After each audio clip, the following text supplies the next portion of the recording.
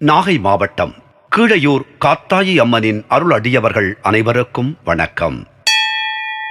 இன்றும் என்றும் உங்களுக்கு மகிழ்வான செய்திகள் தொடர நெஞ்சம் நிறைந்த வாழ்த்துகள். பெரியாச்சி அம்மனின் தோற்றம் பற்றியும் பூமிக்கு அவள் வந்ததை பற்றியும் ஒரு கிராமிய கதை உள்ளது. அந்த கதையின்படி ஒரு காலத்தில் பாண்டிய நாட்டைச் சேர்ந்த வல்லராஜா எனும் பெயர் கொண்ட ஒரு மன்னன் இருந்தான்.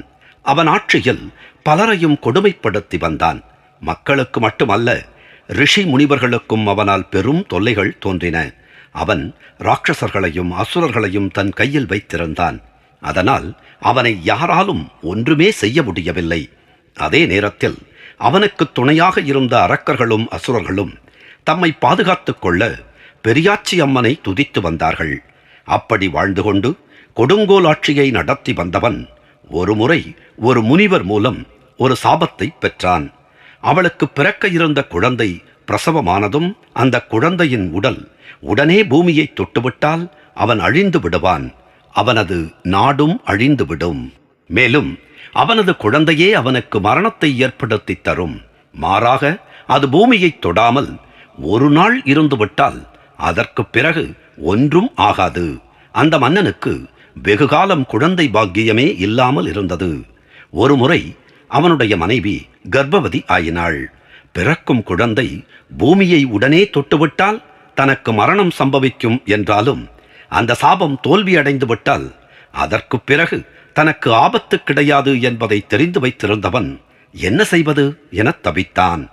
ஆனால் அவன் அழிய வேண்டும் என்ற விதி இருந்ததினால் அசுரர்களையும் அரக்கர்களையும் அடக்கி வைத்திருந்த பெரியாச்சி அம்மன் அவன் நாட்டில் ஒரு வயதான பெண்மணி உருவில் பலம் வந்து கொண்டிருந்தாள். அந்த காலங்களில் கட்டில்கள் கிடையாது, சொகுசான மெத்தை போன்றவையும் கிடையாது. பிரசவம் என்றாலே பிரசவத்தீட்டு படாமல் இருக்க பிரசவ வேளை வந்ததும் வீடுகளின் மூலைகளில் அவர்களை தனியாக இருக்கச் சொல்வார்கள். தரையில் பாயின் மீதுதான் இருந்து பிரசவிப்பார்கள். அத்தனை கட்டுப்பாடு இருந்த காலம் அது. அதனால் பிரசவம் பார்க்க என்றே அனுபவம் மிகுந்த வயதான ஆட்சிகளை கர்ப்பிணிகளுக்கு துணையாக இருக்க வைப்பார்கள். அரசனின் குழந்தை எப்படி பிறந்தது? நாளை பார்க்கலாம். நாகை மாவட்டம் கீழையூர் காத்தாயி அம்மன் நம்மை காத்து அருளுவாள். நன்றி, வணக்கம்.